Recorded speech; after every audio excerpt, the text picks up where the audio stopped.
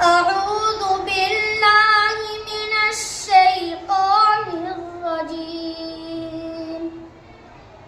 بسم الله الرحمن الرحيم. إنما يعمر مساجد الله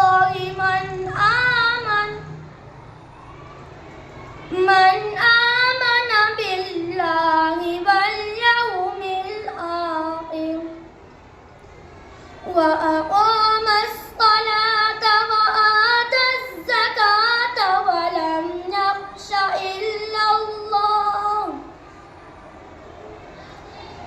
فعسى أولئك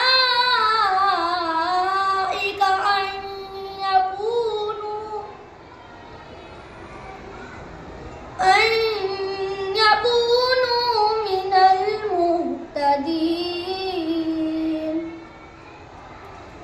أجعلتم سقاية الحاج وعمارة المسجد الحرام كمن آمن بالله واليوم الآخر وجاهد في سبيل الله لا يستوون عند الله والله لا يهدي القوم الظالمين.